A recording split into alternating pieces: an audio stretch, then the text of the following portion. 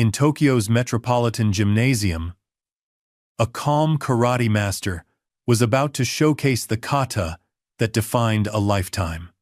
A simple demonstration turned into confrontation when Steven Seagal laughed at Chuck Norris's skills, his mockery echoing through the hushed arena. Chuck Norris wasn't your typical retired martial artist. For decades, he had been an 8-time world karate champion and U.S. Air Force veteran, known for building an entire fighting system rooted in discipline and respect. When Seagal stepped forward and demanded a real fight, he had no idea he was facing a man who'd turned restraint itself into a weapon. Norris's subtle responses would ignite a larger battle of philosophies: tradition versus spectacle, respect versus ego. What began as a martial arts demonstration would become a legendary clash. The global martial arts community would never forget the night the crowd gasped at the first punch. Before we jump back in, tell us where you're tuning in from. And if this story touches you, make sure you're subscribed, because tomorrow I've saved something extra special for you. The Tokyo Metropolitan Gymnasium hummed with anticipation. Thousands of spectators filled every seat, their collective energy creating an almost palpable current that flowed through the massive arena. Banners representing different martial arts schools hung from the rafters: karate, judo, aikido, taekwondo, each a testament to centuries of tradition and discipline. Camera crews jostled for position along the perimeter, their lenses trained on the central demonstration area where masters from around the world would showcase their arts. Takashi Yamamoto, the Expo's veteran announcer, leaned into his microphone, his voice resonating through the hall with practiced precision. Ladies and gentlemen, the International Martial Arts Expo welcomes you to this celebration of discipline, respect, and mastery. His words carried both authority and reverence. For 3 days, we gather to honor traditions that have shaped warriors and peacekeepers alike for generations. In the front row, a figure sat with arms crossed over his chest. Steven Seagal, dressed entirely in black, his signature look completed by tinted glasses despite the indoor setting. At 57, he carried himself with the same confidence that had made him a Hollywood action star. His followers clustered nearby, hanging on his every gesture, occasionally glancing at him for reactions to the demonstrations. "Did you see his last movie?" a young fan whispered to his friend. "He took down like 20 guys without breaking a sweat." "I heard he doesn't even use stunt doubles," another replied. Seagal's mouth curled into a faint smile, just enough to acknowledge he'd heard the comments. He shifted in his seat, his trademark ponytail bobbing slightly as he tilted his head toward the stage. There was something predatory in his gaze, even hidden behind dark lenses. Watching, calculating, measuring. 3 rows behind him sat Master Takeda, an 80-year-old karate legend who had trained champions for over 6 decades. His weathered hands rested on his cane, his expression serene but observant. Unlike the restless audience around him, he remained perfectly still, conserving energy as all true masters learn to do. Backstage, Chuck Norris adjusted the belt of his gi with methodical precision. At 79, his movements were deliberate but fluid, testament to decades of disciplined practice. His face, framed by its familiar beard, showed concentration rather than nervousness. For Chuck, this demonstration wasn't about showmanship. It was about honoring the art that had shaped his life since his time in Korea with the Air Force in the 1950s. 5 minutes, Mr. Norris, a young assistant said with a respectful bow. Chuck nodded, his eyes crinkling with warmth. "Thank you." He closed his eyes for a moment, centering himself. The kata he would perform, kusanku, was among the most complex in traditional karate, featuring 43 movements that flowed from defensive positions to strikes, blocks, and kicks. It wasn't about flash or spectacle. It was about precision, control, and the harmony of mind and body. You know who's out there, right? A younger American fighter lingered nearby, gesturing toward the stage. Seagal! Front row, been running his mouth all morning about how traditional martial arts are museum pieces. Chuck's expression didn't change. Everyone's entitled to their opinion. But it doesn't matter. Chuck's voice remained even. I'm not here to impress him or anyone else. I'm here to honor the art. The younger fighter shook his head in disbelief. Man, I don't know how you stay so calm. If someone disrespected my style like that. Chuck placed a hand on the young man's shoulder. The first fight you need to win is against your own ego. Everything else follows from there. Takashi's voice boomed through the speakers again. Ladies and gentlemen, it is my great honor to introduce a true legend of martial arts, a man who has dedicated his life to the pursuit of excellence, discipline, and respect. Please welcome 8-time World Karate Champion, founder of Chun Kook Do, and guardian of traditional martial arts values, Chuck Norris. The crowd erupted in applause as Chuck stepped onto the stage, his white gi crisp under the lights. He bowed deeply to the audience, then to the side where Master Takeda and other senior practitioners sat, and finally toward the central demonstration area, acknowledging the space itself as sacred ground for martial arts. When the applause subsided, Chuck moved to the center and stood motionless. His eyes focused on some distant point, his breathing steady and controlled. The audience fell silent, the atmosphere shifting from excitement to something more reverent. In that single moment of perfect stillness, a low chuckle broke the silence. It came from the front row. Steven Seagal leaning toward one of his entourage, making some private comment with a smirk playing across his lips. It wasn't loud, but in the hushed arena, it carried. Several nearby spectators glanced over, some with disapproval, others with nervous anticipation. On stage, Chuck gave no indication he'd heard. His focus remained absolute as he began the kata, each movement flowing into the next with practiced precision. His blocks were sharp yet controlled, his strikes powerful yet restrained. This wasn't a performance meant to dazzle, it was a demonstration of martial principles refined over decades. As Chuck moved through the complex sequence, cameras tracked his every movement. On the large screens around the arena, viewers could see the subtle details, the perfect alignment of his stance, the complete focus in his eyes, the controlled power in each technique. Halfway through the kata, Seagal chuckled again, louder this time. He whispered something to his companion, who laughed nervously. The disruption rippled through the audience. Some frowned in disapproval, others shifted uncomfortably. Master Takeda's gaze shifted from Chuck to Seagal, his expression unchanged but his eyes narrowing almost imperceptibly. Chuck continued without pause, his movements neither hurried nor slowed by the interruption. The kata was reaching its most difficult sequence, a combination of turns, blocks, and strikes that required perfect balance and timing. Each technique was executed with the same precision as the first, his breath control maintaining the rhythm that gave the sequence its power. As he completed the final movement, returning to the starting position with a decisive block, Chuck stood motionless once more, then bowed deeply.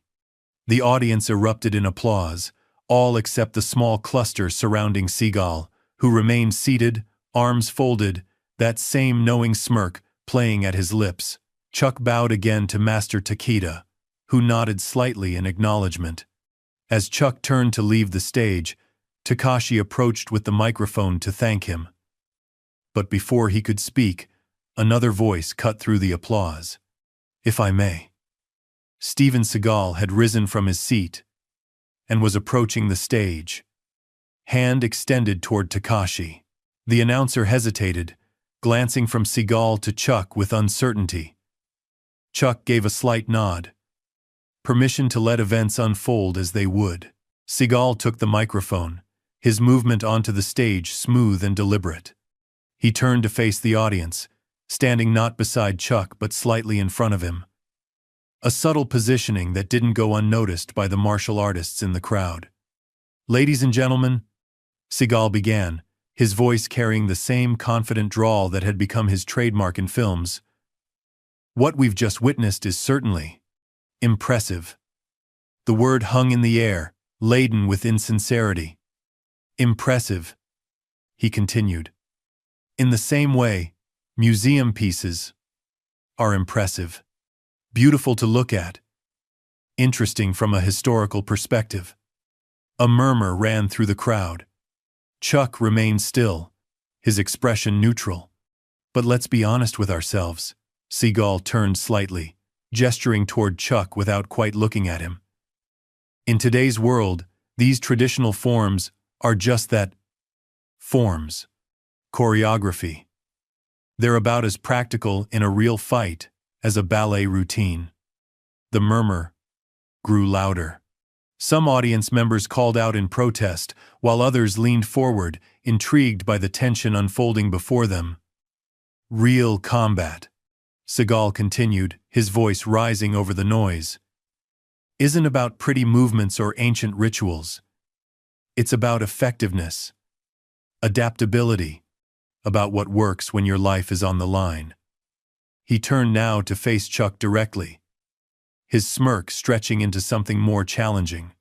"With all due respect to Mr. Norris and his traditional approach," the pause made it clear how little respect was actually being offered. "Maybe it's time we moved beyond these outdated methods and embraced what actually works in the real world." Master Takeda's knuckles whitened around his cane. Several other senior martial artists sat forward in their seats, expressions darkening. Takashi moved toward Seagal, clearly intending to reclaim the microphone and defuse the situation. But Seagal shifted away, maintaining control of both the mic and the moment. In fact, Seagal's eyes gleamed with something dangerous. "I'd be happy to demonstrate the difference." The challenge hung in the air, like a thrown gauntlet. Cameras swung between Seagal's confident smirk and Chuck's impassive face. The entire arena seemed to hold its breath, waiting for Chuck's response. Chuck Norris stood perfectly still, his expression betraying nothing of his thoughts. The silence stretched for one heartbeat, then another. The tension building, with each passing second. The storm that had been gathering had finally broken. And now everyone waited to see who would be left standing when it passed. The silence in the Tokyo Metropolitan Gymnasium stretched like a bowstring pulled taut. Every eye fixed on Chuck Norris, waiting for his response to Seagal's brazen challenge. The cameras zoomed in on his weathered face, searching for any flicker of emotion, anger, indignation, perhaps even fear, but found only composed stillness. When Chuck finally moved, it was with the same measured control he displayed throughout his kata. He turned slightly toward Takashi, extending his hand for the microphone that Seagal still held. The gesture was neither hurried nor aggressive, simply a quiet request. Seagal hesitated, his smirk faltering momentarily before he handed over the mic with a theatrical flourish. "The floor is yours, old-timer." A ripple of uncomfortable murmurs spread through the audience. Chuck accepted the microphone, his eyes never leaving Seagal's face. When he spoke, his voice carried the same steady calm that had defined his decades in martial arts. "Thank you for your perspective, Mr. Seagal." The words were measured, neither accepting the insult nor returning it. "In my 50-plus years of martial arts, I've found that different approaches serve different purposes. Traditional forms teach discipline, precision, and respect, values that extend beyond combat into daily life." Several audience members nodded in agreement, some calling out words of support. Master Takeda's expression softened slightly, a ghost of approval crossing his features. "As for effectiveness," Chuck continued, I believe the proof of any method lies not in claims or demonstrations, but in the character it builds. Martial arts at its core is about mastering yourself before attempting to master others. Seagal's expression hardened, the smirk becoming more fixed, less natural. He shifted his weight, clearly impatient with what he perceived as philosophical evasion. "That's a beautiful sentiment," Seagal cut in, reaching for the microphone again. "But it doesn't address the reality that most of these traditional techniques would get you killed in a real fight. I've trained police and military around the world. I've used my techniques in real situations. Can you say the same about these dances?" Khan. Khan. Khan. Khan. The deliberate dismissal drew gasps from the audience. Several people stood, shouting protests. Others leaned forward, excitement building at the confrontation between legends. Takashi stepped between them, his professional demeanor strained but intact. "Gentlemen, please. This expo celebrates all martial arts traditions. There is room for many perspectives." "Absolutely." Seagal agreed with exaggerated politeness. "And my perspective is that the audience deserves to see which approach actually works." He turned to address the crowd directly. "Wouldn't you all prefer a real demonstration rather than choreographed moves?" Shouts of agreement mingled with cries of protest. The audience was dividing before their eyes, tradition versus spectacle, respect versus controversy. Chuck handed the microphone back to Takashi, his expression unchanged. "I didn't come here for confrontation. I came to honor the art that's guided my life. If Mr. Seagal has something to demonstrate, I'm happy to yield the stage to him." The humility in the response seemed to catch Seagal off guard. He'd expected anger, defensiveness, emotions he could exploit and manipulate. Instead, he faced only composed dignity. For a moment, uncertainty flickered across his face. "No, no." Seagal recovered quickly, his voice taking on a harder edge. "What I'm proposing is a direct comparison. A demonstration of traditional versus practical. You and me." The crowd erupted at the explicit challenge. Phones rose higher, social media feeds already lighting up with the confrontation. Takashi looked desperately toward the expo organizers at the side of the stage, clearly unprepared for this deviation from the carefully planned program. Master Takeda rose slowly from his seat, using his cane for support. The movement, though small, drew attention throughout the arena. As the oldest master present and a living link to karate's formative years, his mere standing created a ripple of respectful silence. "Mr. Seagal," Takeda's voice was soft yet carried clearly, "in my 80 years, I have observed that those who speak loudest about their abilities often feel the greatest need to prove themselves to others." His English was accented, but precise. "True mastery requires no validation." Seagal's jaw tightened, a flush creeping up his neck. "With respect, Master Takeda, keeping martial arts locked in tradition is what makes people dismiss it as irrelevant. I'm trying to bring it into the present." "The present?" Takeda raised an eyebrow. "Or the spotlight?" The barb, delivered with perfect composure, struck home. Several audience members failed to suppress their laughter. Seagal's eyes narrowed behind his tinted glasses, his carefully constructed persona cracking under the weight of the old master's subtle rebuke. "Perhaps," Takeda continued, settling back into his seat, "the expo would benefit from seeing Mr. Seagal's demonstration next, as scheduled. Then the audience can appreciate both approaches on their own merits." It was a diplomatic solution, offering Seagal the stage while diffusing the direct confrontation.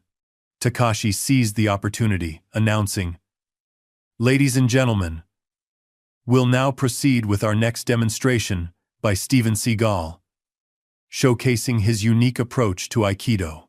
But Seagal remained fixed in place, his challenge unanswered, his pride now publicly at stake. That wasn't what I proposed. He turned back to Chuck. The audience wants to see us settle this directly. Unless you're not confident in your traditional methods. The implied cowardice hung in the air. Chuck's students and supporters called out in protest, defending their master's honor. The tension in the arena ratcheted higher. Chuck looked out at the crowd, noting the excited faces, the recording phones, the expectation of spectacle. This wasn't what martial arts meant to him.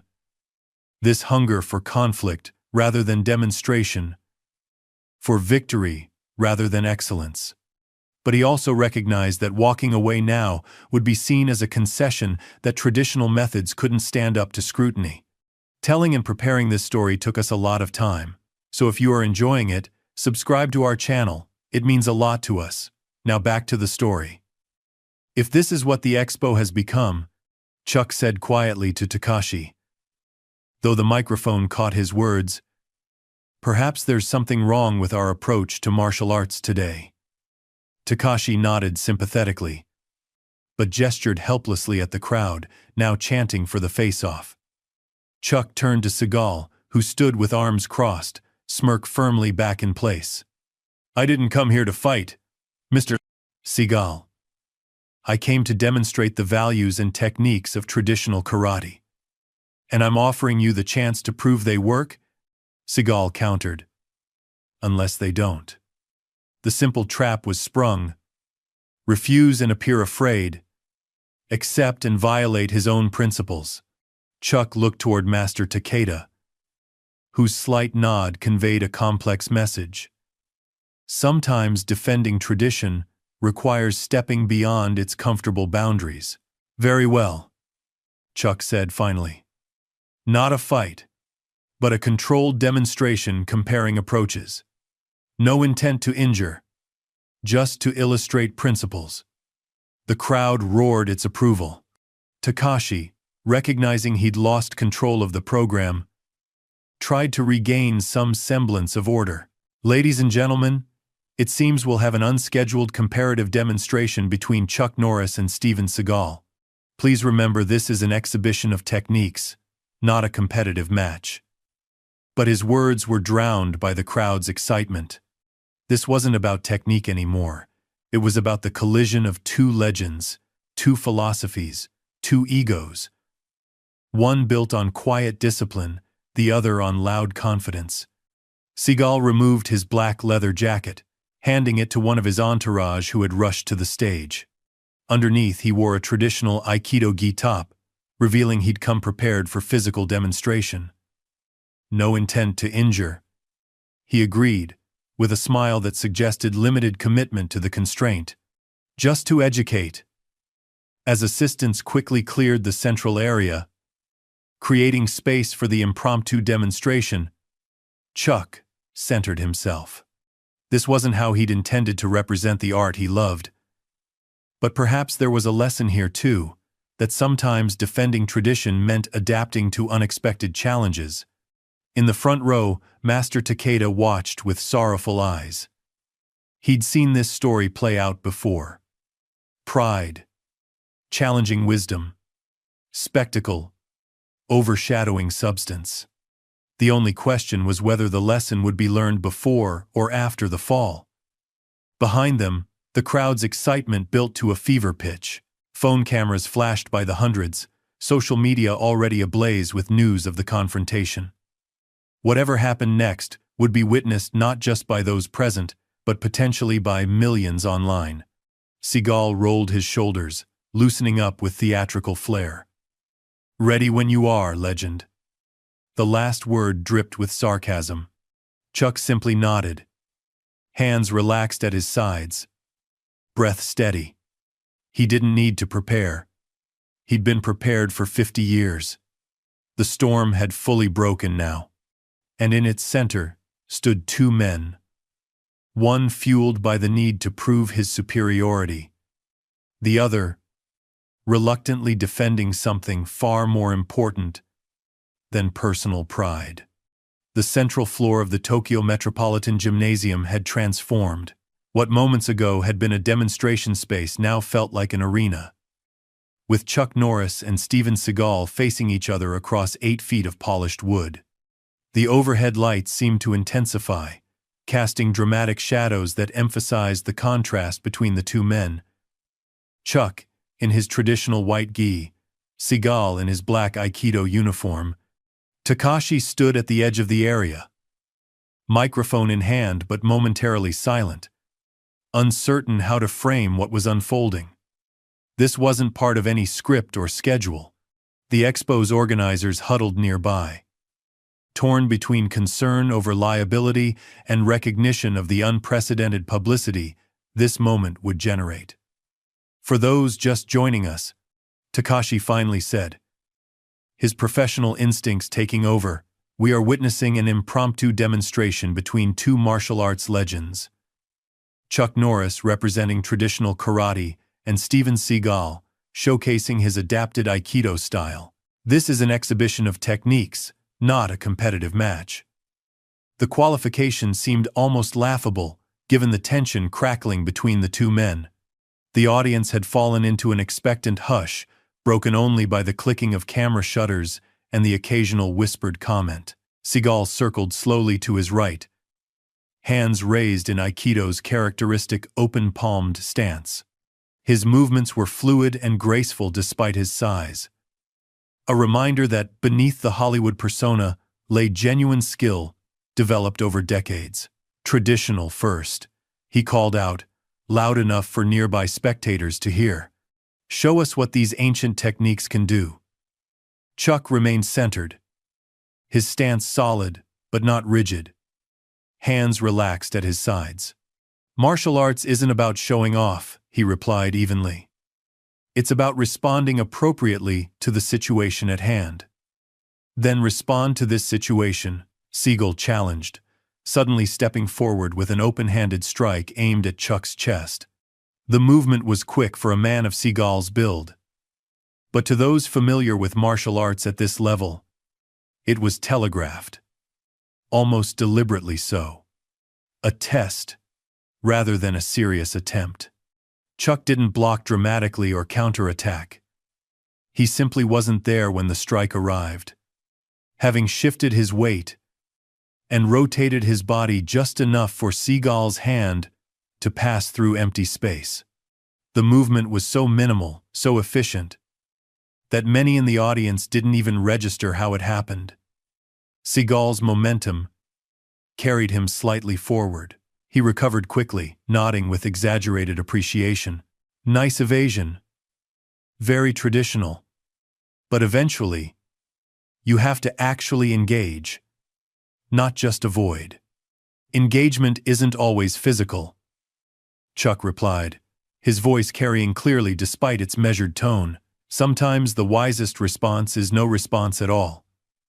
The philosophical answer drew approving nods from traditional practitioners in the audience. But Seagal scoffed openly.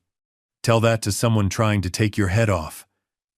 He launched into a more committed combination, a jab followed by a circular grab typical of Aikido, intended to control an opponent's body through joint manipulation. Again, Chuck's response was minimal but effective. A slight angling of his forearm neutralized the grab attempt, while his body position shifted just enough to disrupt Seagal's intended leverage. No wasted motion, no flashy counter, just fundamental principles applied with masterful precision. For a brief moment, surprise flickered across Seagal's face. He had expected either a dramatic counter or an ineffective response. Either would have served his narrative. This quiet efficiency was neither, and it left him momentarily uncertain how to proceed. The hesitation lasted only a heartbeat before Seagal launched a more aggressive sequence, a feinted strike, followed by a rapid entry to close distance, hands seeking Chuck's collar and sleeve in Aikido's standard grip. This time, Chuck allowed the grip to land, but subtly adjusted his body position and balance, neutralizing the leverage Seagal sought to establish. To the audience, it might have appeared that Seagal had gained control. But martial artists present could see that Chuck had nullified the technique's effectiveness while expending minimal energy. "You see?" Seagal announced to the crowd, gesturing to the grip he'd established. "Traditional responses leave you vulnerable to modern control techniques. From here I could—" His demonstration was cut short as Chuck executed a nearly imperceptible weight shift that disrupted Seagal's balance, just enough to loosen his grip. Chuck stepped back, returning to his centered position. "Traditional martial arts," Chuck explained calmly, "teach us that position precedes application. When your position is correct, less force is required." A murmur of appreciation rippled through the knowledgeable segments of the audience. Master Takeda nodded slightly, the ghost of a smile touching his lips. Seagal's expression hardened, the performative aspect of his demeanor giving way to something more genuine and more concerning. "Enough philosophy," he said, his voice dropping lower. "Let's show them something real." What followed was no longer a probing test, but a committed attack. A rapid series of Aikido entries and takedown attempts, executed with genuine intent. Seagal moved with surprising speed for his size, each technique flowing into the next with practiced fluidity. Chuck's response remained measured, but now included more active defensive elements. He neutralized wrist locks before they could be established, disrupted throwing techniques with subtle shifts in balance, and occasionally used Seagal's momentum to guide him past without direct confrontation. To martial arts novices in the audience, the exchange might have appeared almost cooperative. Two men demonstrating techniques without full resistance. But to trained eyes, including Master Takeda's, something remarkable was unfolding. Chuck was systematically neutralizing every attack without ever appearing to actively counter. Seagal's breathing grew heavier, his movements becoming less fluid and more forceful as frustration began to set in. The narrative he'd intended to create, the obsolescence of traditional methods against his street-effective approach, was unraveling with each thwarted attempt. "This isn't realistic," Seagal announced suddenly, stepping back and addressing the crowd rather than Chuck. "In a real confrontation, techniques are applied with full intent. Not this cooperative demonstration." Chuck remained silent, hands relaxed at his sides, neither agreeing nor disagreeing with the characterization. "Perhaps," Takashi interjected, sensing an opportunity to redirect the demonstration towards something more aligned with the expo's purpose. Both masters could now explain the principles behind their approaches. This would be most educational for our audience. "The principles are simple." Seagal cut in before Chuck could respond. "Real combat isn't pretty. It isn't about forms or tradition or spiritual growth. It's about ending threats decisively." He turned back to Chuck, eyes narrowing. "Everything else is just dance." The dismissal drew murmurs from the crowd, some of agreement, others of protest. The division that had been simmering throughout the confrontation was crystallizing into something more defined. Those who viewed martial arts as a path of personal development and those who saw it primarily as a system of combat techniques. "If I may," a new voice entered the conversation. Master Takeda had risen again from his seat, his advanced age doing nothing to diminish the authority in his tone. Perhaps the demonstration would benefit from a context more aligned with traditional training methods. He gestured towards several wooden training weapons displayed on stands at the edge of the demonstration area. Bakken, wooden swords, jo staffs, and tanto, wooden knives, used in various martial arts disciplines. Weapons training reveals principles more clearly than empty hand methods alone, Takeda continued. It makes the consequences of position and timing more apparent. The suggestion hung in the air, its implications clear to everyone with martial arts experience. Training weapons wouldn't cause injury, but they would make errors in technique immediately obvious. There would be no hiding behind ambiguity or claims of pulling techniques. Chuck nodded respectfully toward Master Takeda. A wise suggestion. I would be honored to participate in such a demonstration. All eyes turned to Seagal, whose expression had grown more guarded. His film career had showcased his weapons work extensively, particularly with blades. But those choreographed sequences were a far cry from the controlled but genuine pressure of training against a skilled opponent. Of course, Seagal agreed after a moment's hesitation. Weapons are my specialty, after all. A ripple of anticipation moved through the crowd as assistants brought forward the training implements. Takashi, recognizing the potential for both educational value and controlled intensity, seized the opportunity to reframe the confrontation. Ladies and gentlemen, we are privileged to witness a traditional weapons demonstration between Master Norris and Master Seagal, highlighting the principles that underlie their respective arts. Chuck selected a simple jo, a straight hardwood staff about 4 feet long, fundamental to many traditional training methods. Seagal, after examining the available weapons, chose a bakken, the wooden training sword used in Japanese martial arts. The choice itself spoke volumes to those familiar with martial traditions.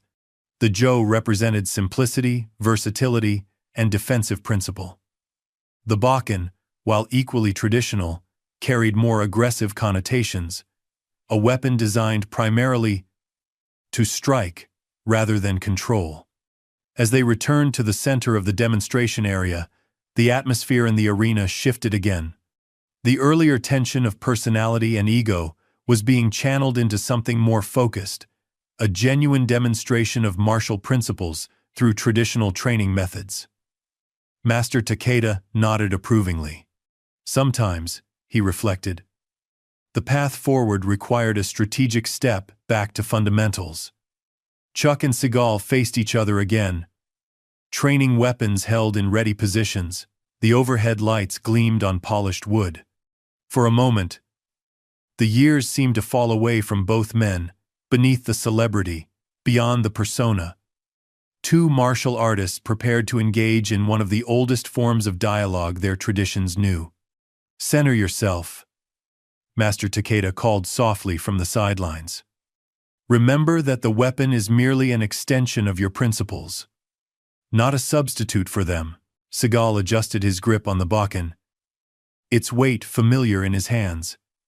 Chuck held the jo in the traditional middle grip, balanced and adaptable. Their eyes met across the space between them, one gaze still carrying challenge and confidence, the other reflecting composed readiness.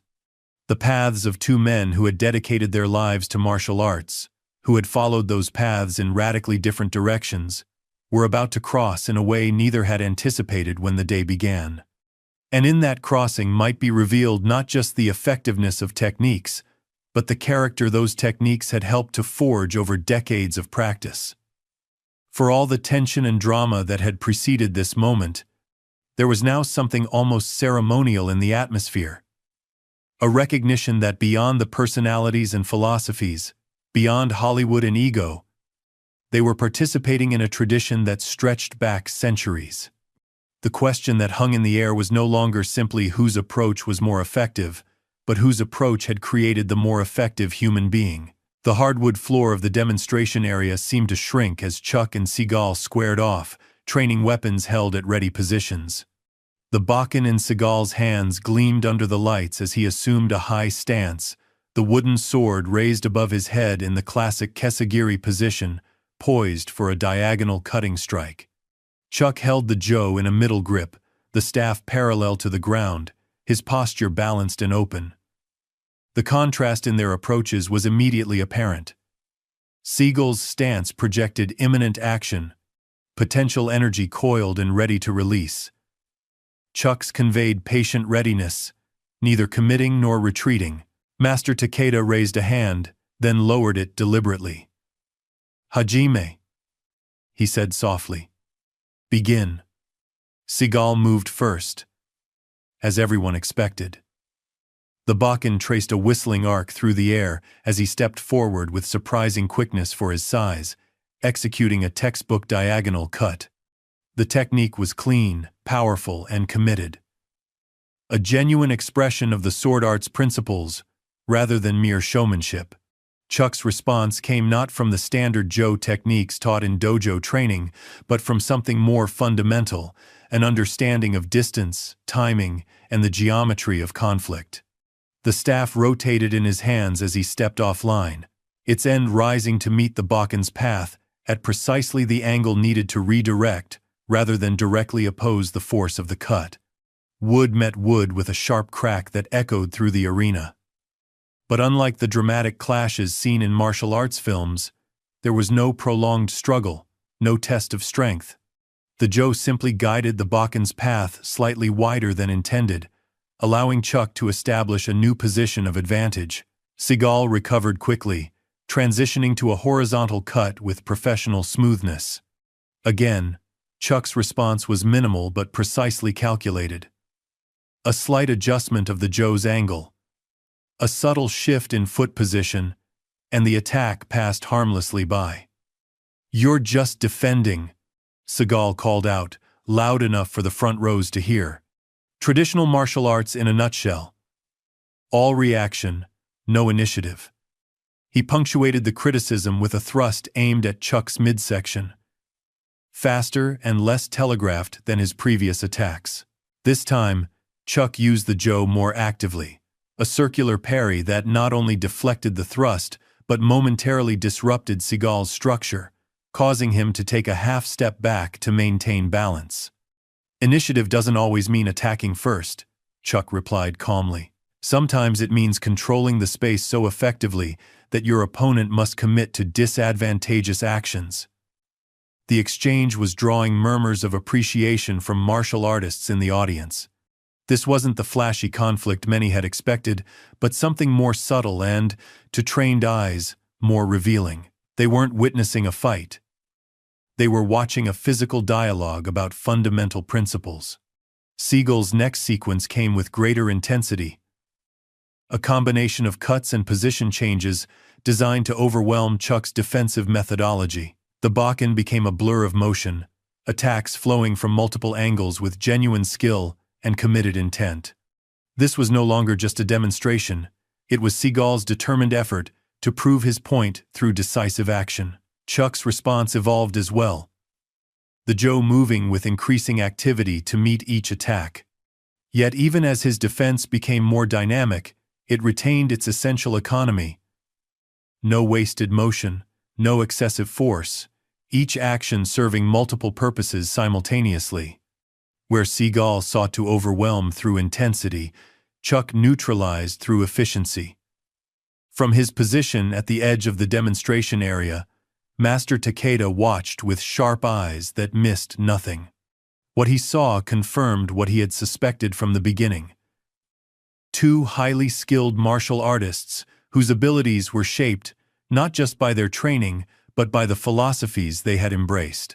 Seagal's approach reflected his belief in dominance and overwhelming force. Techniques executed with power and commitment, each intended to end the exchange decisively. Chuck's embodied his faith in position and efficiency, meeting force not with opposing force, but with strategic redirection. Each movement conserving energy while maximizing effect. The audience had fallen into a hushed appreciation, the earlier atmosphere of spectacle giving way to something closer to the traditional martial arts demonstrations the expo was meant to showcase. Even those without technical knowledge could sense they were witnessing something authentic. Two masters communicating in the ancient language of movement and counter-movement.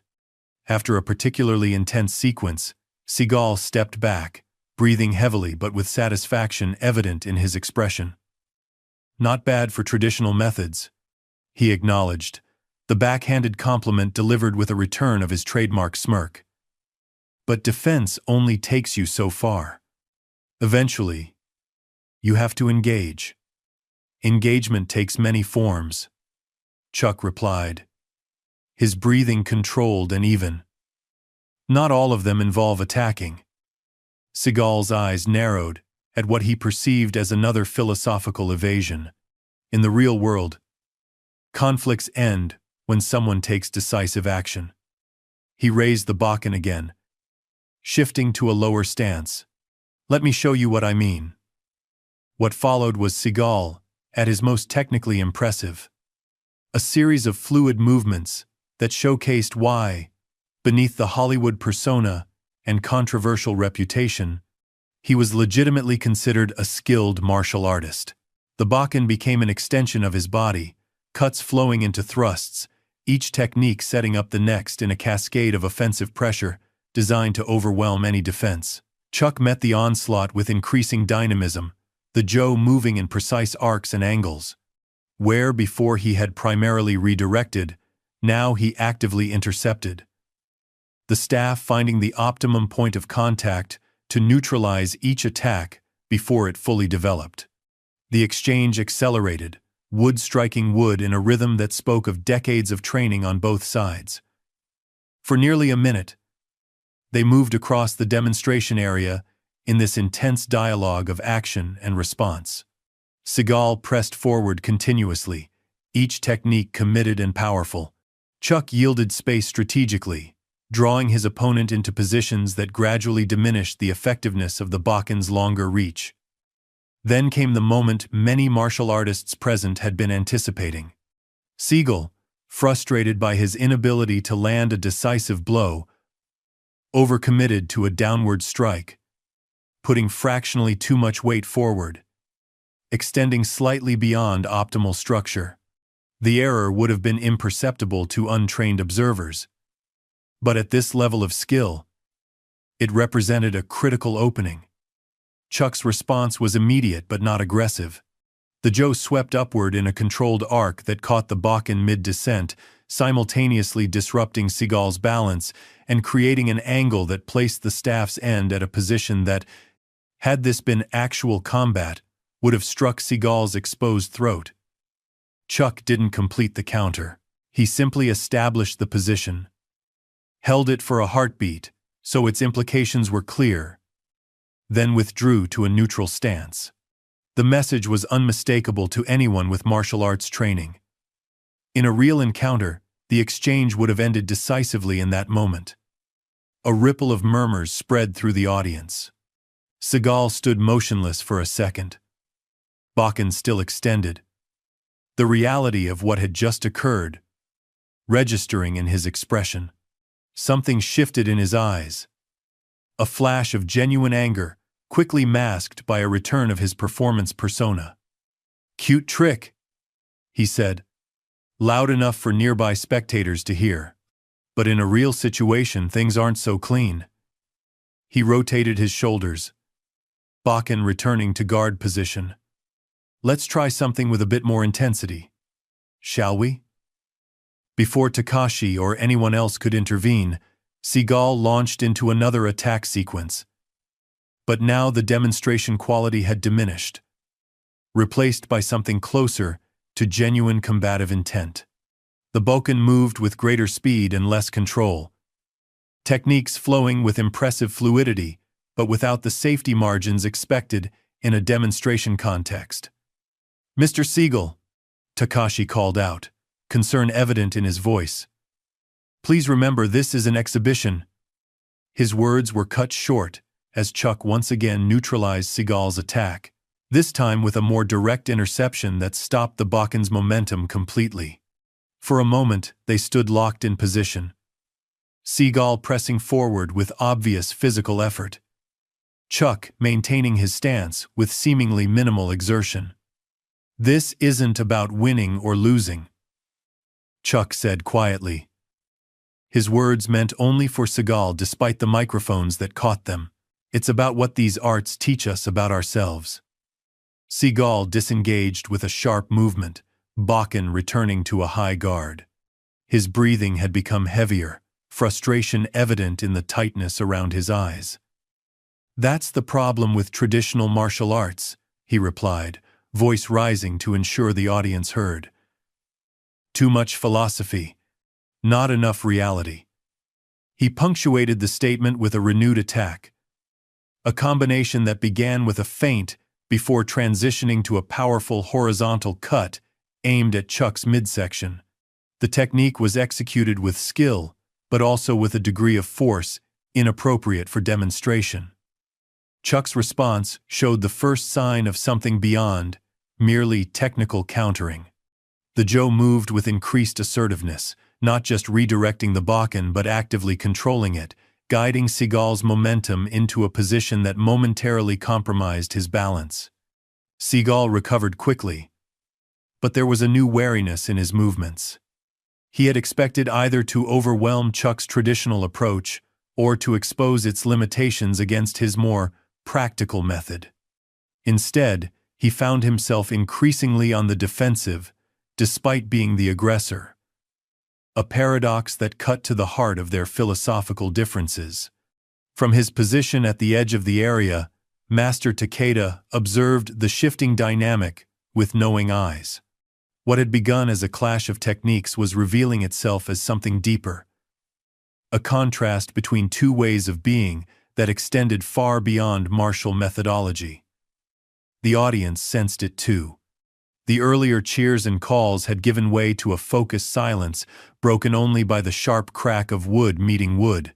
They were witnessing not just physical techniques, but the manifestation of character through movement. Seagal's need to dominate colliding with Chuck's centered self-containment. After another exchange that left Seagal slightly off balance, he stepped back, Bakken lowered slightly. "You know," he said, breathing heavily but maintaining his confident tone, "in a real fight, there are no rules about using only one weapon." Without waiting for a response, he motioned to one of his entourage, who quickly retrieved a tanto, a wooden training knife, and tossed it to him. Seagal caught it smoothly in his left hand, now armed with both Bakken and blade. Murmurs of concern spread through the audience. This was a significant escalation, not just technically, but symbolically. Dual weapon techniques existed in traditional training, but introducing them mid-demonstration, without agreement, violated the etiquette fundamental to martial arts practice. Chuck's expression didn't change, but something shifted in his stance. A subtle readiness that spoke of decades facing unexpected challenges.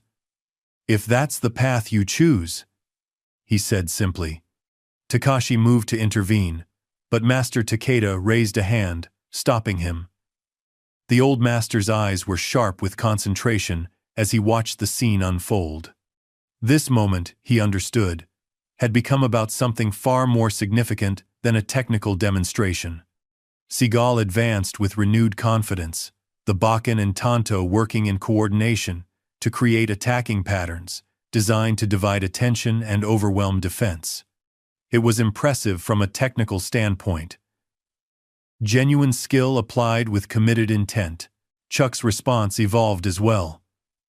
The Joe moved with increased activity, its trajectory constantly adjusting to the dual threats. Where before he had primarily used the middle section of the staff, now he employed its full length, ends, and center, becoming equally active in his defense. For several exchanges, they moved across the demonstration area in this new dynamic. Seagal pressing his advantage of weapons. Chuck adapting to the changed parameters. The intensity continued to build. Wood striking wood in complex rhythms that spoke of high-level skill on both sides. Then came a sequence that drew gasps from the martial artists present.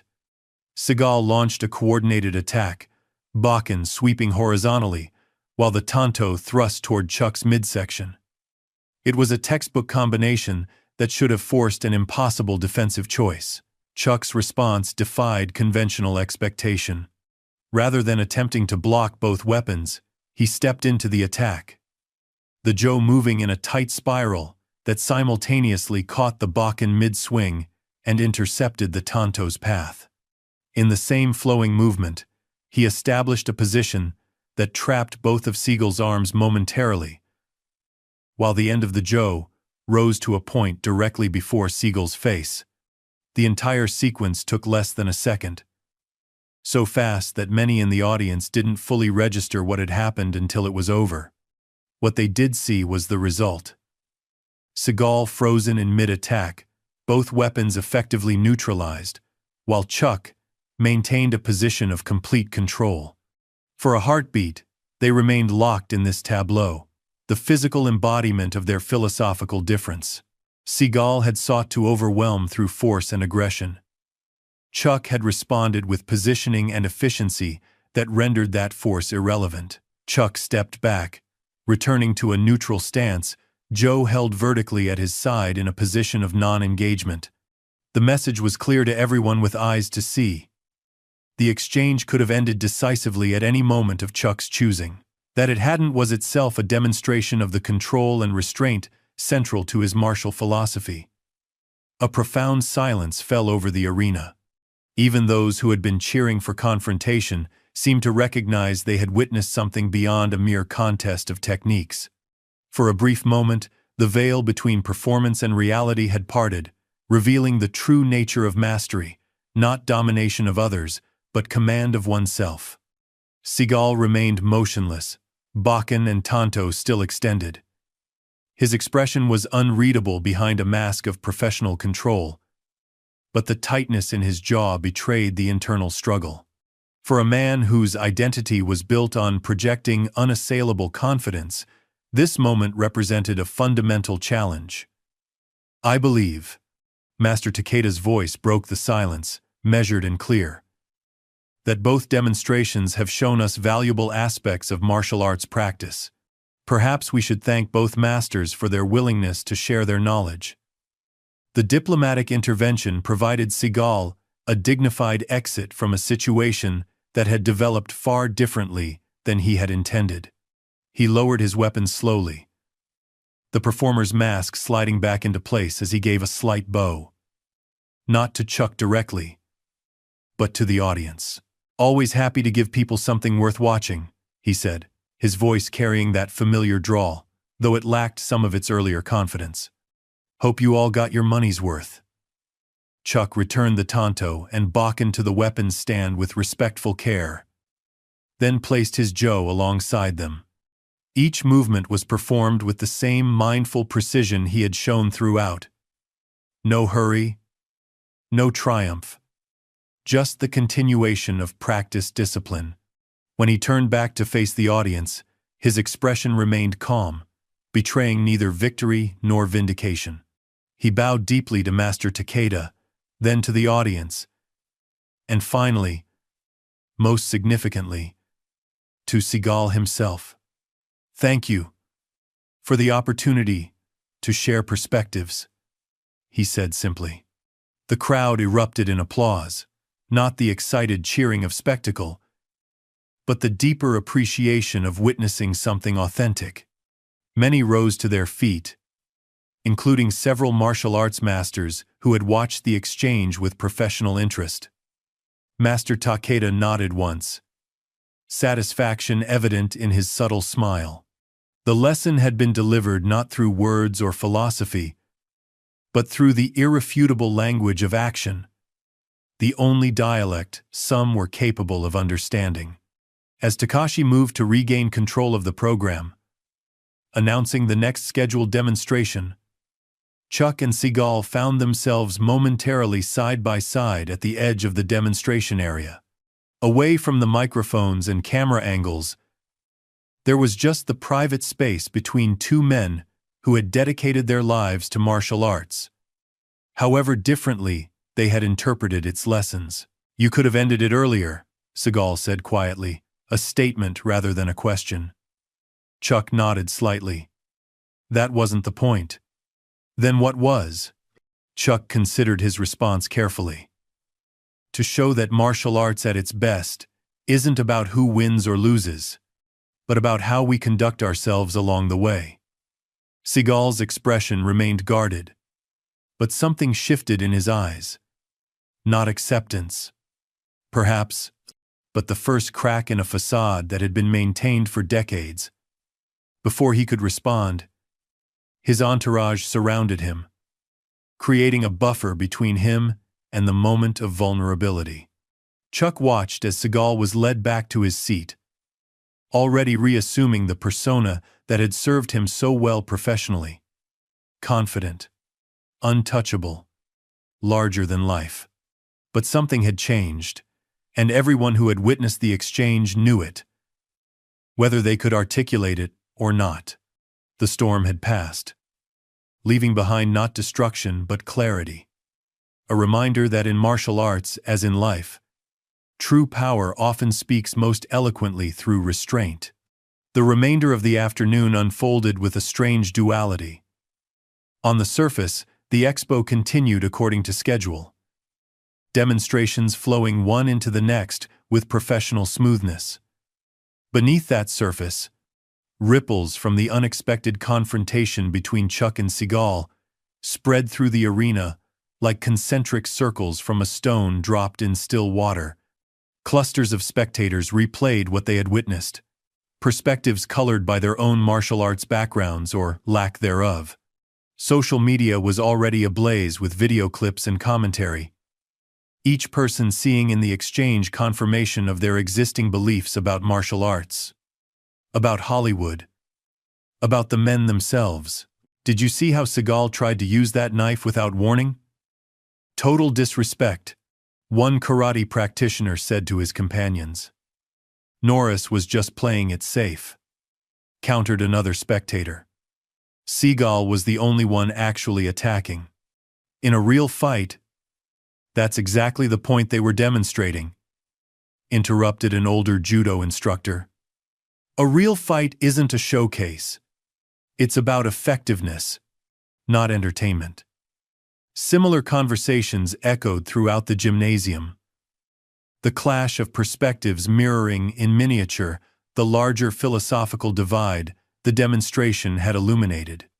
On the main floor, Takashi had successfully steered the program back to its planned schedule. A group of young Aikido practitioners was now demonstrating falling techniques, their bodies flowing through graceful ukemi across the mats that had replaced the wooden demonstration floor.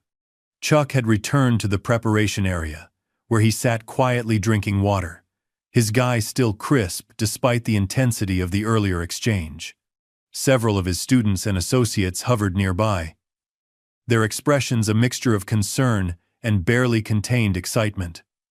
"You showed him, Chuck," said one younger fighter, unable to contain himself any longer. Everyone saw who the real master was out there. Chuck looked up, his expression thoughtful rather than triumphant. "If that's what you took from what happened, you missed the point entirely." The young man's enthusiasm faltered. "But you clearly had him. Everyone could see it."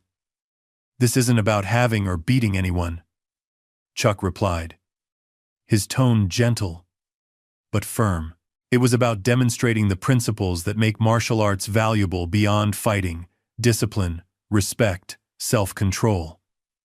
"But Seagal was disrespectful. He tried to embarrass you in front of everyone." Chuck considered this. Perhaps. Or perhaps he simply believes so deeply in his approach that he felt compelled to defend it.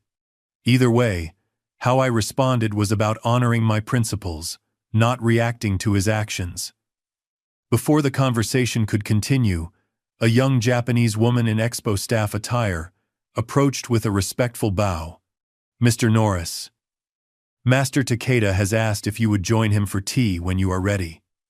He is in the private reception room." Chuck nodded his thanks. "Please tell him I would be honored." As Chuck made his way through the backstage area, he noticed the changed atmosphere. Staff members and other demonstrators offering respectful nods or slight bows as he passed. What had begun as a standard demonstration had transformed into something that would likely become part of martial arts lore, whether he wanted that or not. The private reception room was a traditional Japanese space set aside for distinguished guests. Tatami mats covered the floor, and sliding paper doors created a sense of separation from the modern sports arena outside. Master Takeda knelt at a low table where a simple tea service had been arranged, his cane resting beside him.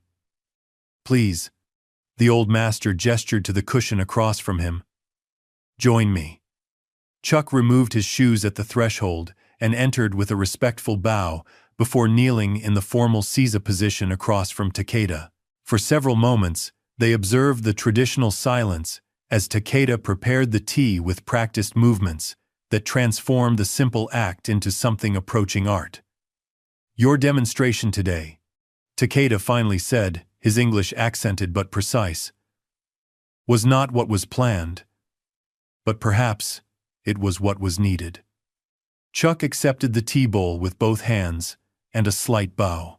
"I regret that it became confrontational. That goes against what I believe martial arts should represent." Takeda nodded thoughtfully. "Sometimes the river must overcome a stone in its path to continue its journey. The confrontation is not sought, but neither can it always be avoided." They sipped their tea in contemplative silence before Takeda continued. "You know, I have watched the martial arts change over my lifetime. When I began training in the 1940s, we practiced not primarily to fight others but to forge ourselves. The goal was not victory but improvement, each day becoming slightly better than we were the day before." Chuck nodded. "That's still at the heart of true martial arts practice. At least, it should be." "Indeed. But as these arts spread around the world, as they became entertainment and sport and business, something shifted. For many, the external form remained while the internal essence was diluted or lost entirely." Takeda's eyes, sharp despite his age, studied Chuck thoughtfully. "Not for all, however. I've tried to remain true to what I learned from my teachers," Chuck said. "Not always successfully, but it's been my North Star." "It showed today," Takeda replied. "Not in your techniques, impressive as they were, but in your restraint, in your respect for both the art and your opponent, even when that respect was not fully returned." Before Chuck could respond, a commotion outside the reception room drew their attention. Voices rose in what sounded like protest, followed by the sliding door opening without the customary announcement. Steven Seagal stood in the doorway, his imposing frame filling the space. He had changed from his gi into his street clothes, all black, as was his trademark. "Excuse the interruption," Seagal said, his tone somewhere between apologetic and defiant.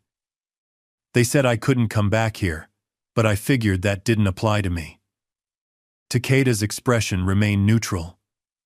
"Mr. Seagal, would you care to join us for tea?" The invitation seemed to catch Seagal off guard. He had clearly expected resistance rather than welcome. After a moment's hesitation, he nodded, removing his shoes before entering the room. His movements as he knelt at the table lacked the fluid grace he had displayed during the demonstration, suggesting unfamiliarity with formal Japanese customs despite his years studying Aikido. An uncomfortable silence settled over the room as Takeda calmly prepared another bowl of tea. Chuck remained still, his posture relaxed but attentive, waiting to see what had prompted Seagal's unexpected appearance. "I wanted to say," Seagal began, then stopped, clearly struggling with the words. Pride warred visibly with something else on his face. Something that might have been grudging respect, or simply the recognition that he needed to save face after what had transpired. "Your staff work was solid," he finally managed, the compliment emerging with obvious effort. "Not what I'd do, but solid." Chuck inclined his head slightly in acknowledgement. "Thank you. Your sword techniques showed years of dedicated practice." Another silence fell, broken only by the subtle sounds of Takeda's tea preparation. When the old master spoke, his voice carried the weight of decades spent observing human nature through the lens of martial arts.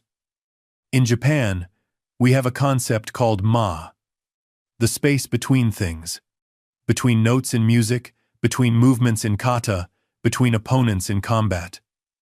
This space is not empty, but full of potential. It is where meaning often resides.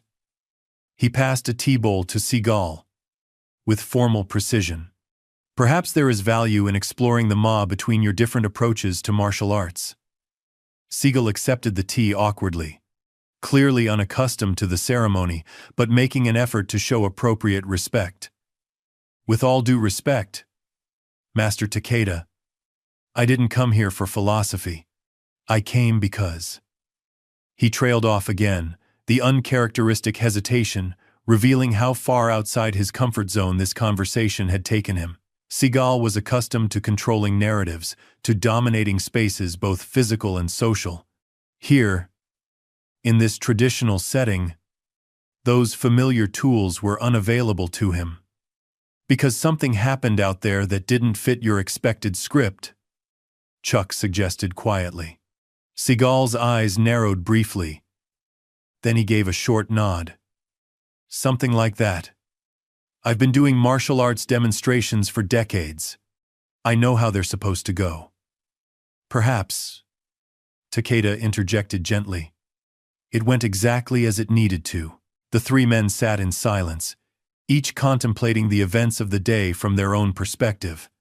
Outside, the sounds of the expo continued. Announcements, applause, the constant hum of thousands of people sharing space and experience. Inside the reception room, time seemed to operate differently, creating space for reflection that the modern world rarely afforded. You could have made me look bad out there, Seagal finally said, addressing Chuck directly. Really bad. But you didn't. That wasn't the purpose, Chuck replied. Then what was? Because from where I was standing, it sure seemed like a contest. Chuck considered his response carefully. For you, perhaps it was. For me, it was an opportunity to demonstrate that martial arts at its best isn't about dominating others, but about mastering yourself. Seagal scoffed, some of his characteristic bravado returning. That's great for philosophy class. But in the real world, people want to see who's better. Who would win in a fight? That's always been the bottom line. Is it? Takeda asked, his tone genuinely curious rather than challenging. Or is that simply the story we have allowed to become dominant? Look around. Seagal gestured toward the arena beyond the walls. People didn't pay to see meditation and self-improvement. They came for action, for skill, for conflict and resolution. That's the reality. They came for many reasons, Chuck countered. Some for spectacle. Yes. But others to learn, to be inspired, to connect with traditions that give meaning beyond the physical techniques. Seagal shook his head, unconvinced but perhaps less dismissive than before. Maybe. But you can't deny that what got everyone's attention out there was the confrontation. The moment it stopped being a routine demonstration and became real. It became authentic, Takeda corrected gently. Which is not the same as becoming confrontational. What the audience responded to was not simply conflict but truth. The genuine expression of principles through action. Seagal fell silent, turning the tea bowl in his hands with uncharacteristic thoughtfulness. For a man whose public persona was built on unwavering confidence, this moment of reflection represented a significant departure. My first Aikido teacher, he said after a long pause, his voice lower and stripped of its usual performative quality, used to talk about the art as a way of reconciling the world, not conquering it. Somewhere along the way, I may have emphasized different aspects. The admission, partial though it was, hung in the air, an unexpected moment of vulnerability from a man who had built a career on projecting invulnerability. The path of martial arts is long, Takeda said, and we all wander from it at times. The measure of a practitioner is not that they never stray, but that they recognize when they have and find their way back. Outside the reception room, The sounds of the expo had changed, the announcement of the day's final demonstration drawing applause from the remaining audience. The light through the paper screens had shifted as well, taking on the golden quality of late afternoon. "I should get back out there," Seagal said, placing his tea bowl on the table and preparing to rise. "My fans will be wondering where I went." "Of course," Takeda nodded. "Thank you for sharing this moment with us." Seagal hesitated, something still unresolved in his expression. He looked at Chuck, the mask of casual confidence slipping just enough to reveal the question beneath. "Would you really have won? If it had been real?" The question carried layers of meaning. About ego. About legacy. About the stories we tell ourselves to maintain our sense of identity. It was perhaps the most honest thing Seagal had said all day. Chuck met his gaze steadily, neither aggressive nor submissive. In true martial arts, the goal isn't to win against others, but to overcome yourself. By that measure, we're all still in the fight. Seagal held his gaze for a long moment, something shifting behind his eyes. Not full acceptance, perhaps, but the first crack in a foundation that had supported his self-image for decades. Without another word, he rose, bowed with surprising correctness to Master Takeda, and nodded to Chuck before exiting the room. When the door closed behind him, Takeda released a soft breath. An interesting man. Much talent. Much conflict. "We all have our battles," Chuck replied. "Some are just more visible than others." Takeda nodded, his ancient eyes reflecting wisdom earned through decades of observing human nature through the lens of martial arts. Today, I believe many people witnessed something beyond technique. They saw the spirit that animates true martial arts, not through lectures or philosophy, but through action and choice. Chuck considered this. "I hope so. In the end, that's what matters. Not who can defeat whom, but what values we demonstrate along the way." "Indeed." Takeda raised his tea in a subtle gesture of respect. The loudest lessons are often taught in silence. Outside, the expo continued its programmed schedule. But something had changed in the atmosphere. A lesson had been demonstrated that went beyond techniques or styles, beyond personalities or philosophies. It was a reminder that in martial arts, as in life, true strength often manifests not in domination, but in restraint. Not in victory over others, but mastery of oneself.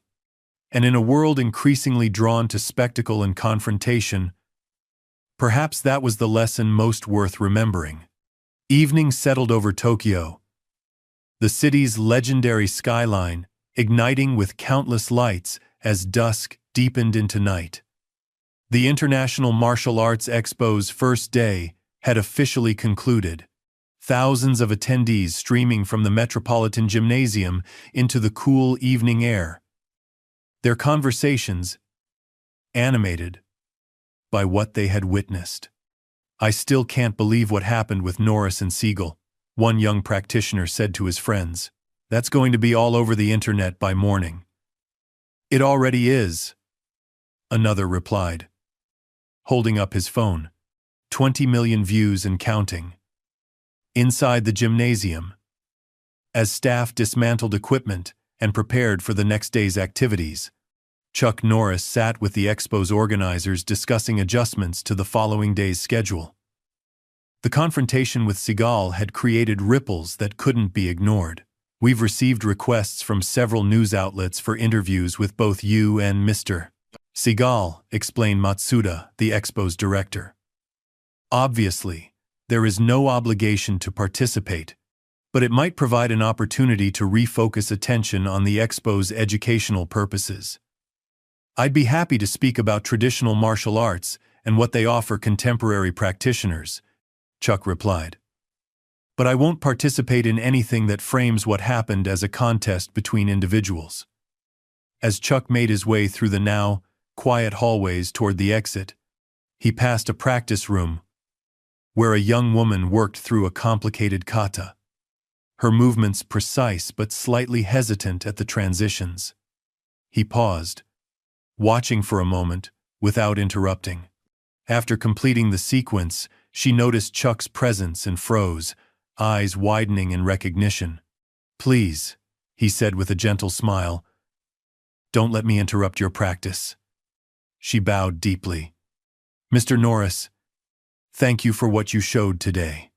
It was inspiring."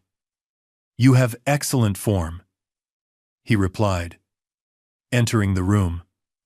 "May I offer an observation?" For the next 15 minutes, Chuck worked with the young practitioner, offering small adjustments and insights. The interaction wasn't about celebrity or the day's events, just one martial artist sharing knowledge with another, participating in the tradition of direct transmission that had preserved these arts for centuries. As they concluded, the young woman bowed again. "Thank you, sir. Not just for the guidance, but for showing today what martial arts really means." Chuck tilted his head questioningly. "Everyone saw that you could have dominated the situation," she explained. "But you chose control instead of dominance. Respect instead of humiliation. That's the difference between knowing techniques and understanding the art." Outside, as Chuck approached his waiting car, he noticed Steven Seagal standing near the executive entrance, engaged in conversation with a group of reporters. "Always knew it would create some buzz," Seagal was saying. "When you put two legends in the same space, people expect fireworks." Chuck slowed his pace, and Seagal caught sight of him, unexpectedly waving him over. "Here he is, the man himself," Seagal called out. "Chuck, these folks want the inside scoop on our little demonstration today." For a moment, Chuck considered politely declining, but something in Seagal's expression gave him pause, a hint of challenge still lingering, but also something that might have been a genuine desire for resolution. "I'd be happy to share some thoughts," Chuck said, "but I think it's important we frame what happened correctly." "Absolutely," agreed one reporter eagerly. "Would you characterize it as a spontaneous competition between two different fighting philosophies?" Chuck shook his head. "It wasn't a competition at all. It was a demonstration of principles, how different approaches to martial arts reflect different values and priorities." "Come on, Chuck," Seagal interjected with a laugh that didn't quite reach his eyes. "People want to know who would win in a real fight. That's what martial arts has always been about at its core." "Is it?" Chuck's tone remained conversational. "Or is that the story that sells tickets and draws viewers? In my experience, true martial arts has always been about something deeper, the development of character through discipline, respect, and continuous improvement." Throughout the impromptu discussion, Chuck noticed subtle changes in Seagal's presentation moments, when the carefully constructed persona gave way to genuine reflection, when the experienced martial artist emerged from behind the action star facade. As the interview concluded, Seagal turned to Chuck, his voice pitched low. "We should grab a drink. Talk about the old days before all this social media and viral video nonsense." "I'd like that. Tomorrow, perhaps? After the demonstrations?" Seagal nodded, something like relief briefly visible. "I know a place. Private. Good sake." The morning of the expo's second day dawned, clear and bright. By 7 a.m., Chuck was already at the gymnasium, moving through his personal training routine in one of the practice rooms. A ritual unchanged, whether performing for thousands or practicing alone. Master Takeda joined him shortly after. "Your demonstration yesterday has created much discussion among the young practitioners. Many questions. Questions are good. They're how we grow. The most interesting questions have not been about techniques," Takeda observed. "They ask about choice, why you chose restraint when provocation was offered. why you maintained respect when disrespect was shown. The gymnasium was already filling with spectators when Chuck made his way to the preparation area. The day's schedule had been adjusted, with his demonstration moved to mid-morning. Other demonstrators and staff members approached with greater deference than the previous day, some seeking brief technical advice, others simply expressing appreciation. When Takashi announced Chuck's entrance, the audience response was immediate, a standing ovation that spoke to how deeply yesterday's events had resonated. Yesterday, Chuck began once the applause subsided. Many of you witnessed an unplanned demonstration that generated considerable discussion. Today, I'd like to share what traditional martial arts training offers beyond techniques, the principles that guide not just physical movement but personal development.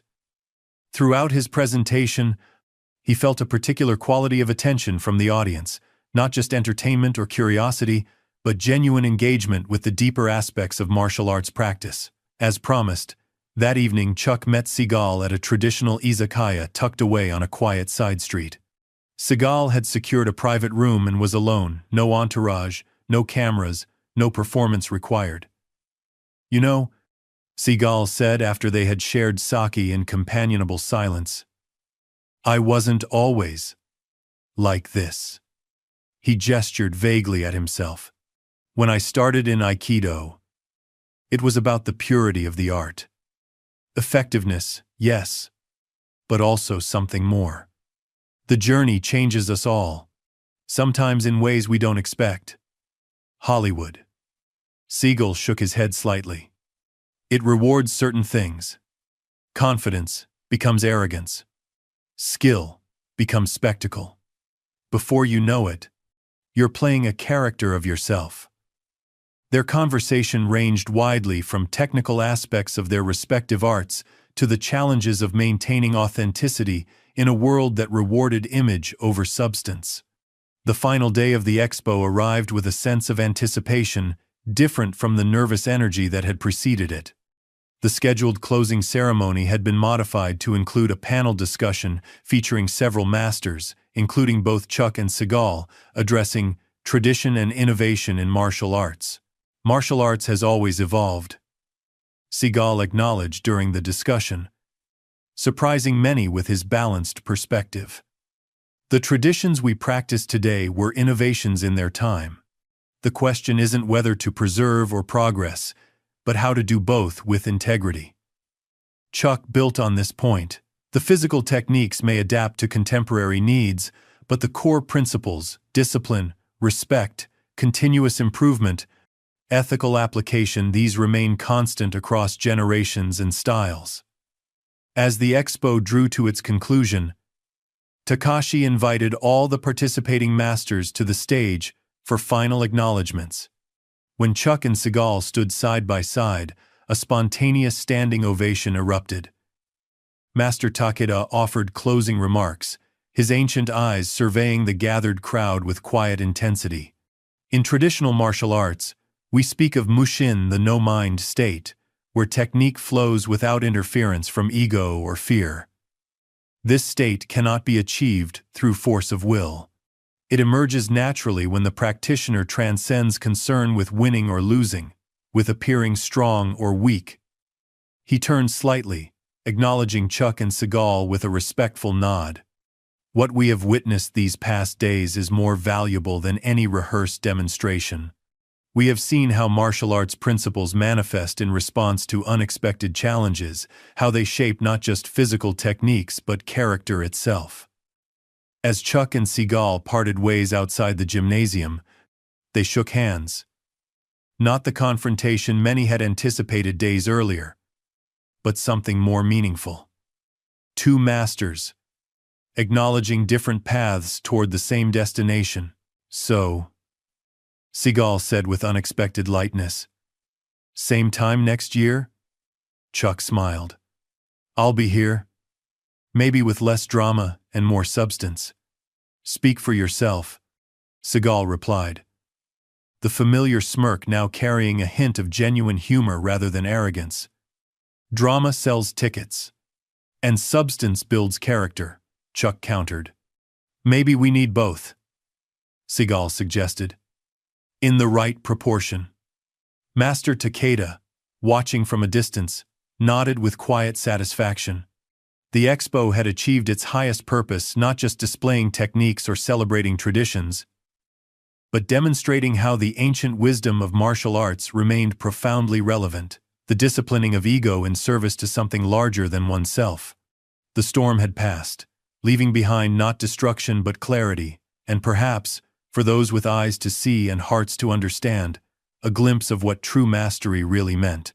Up next, we have 2 more incredible stories that are waiting for you.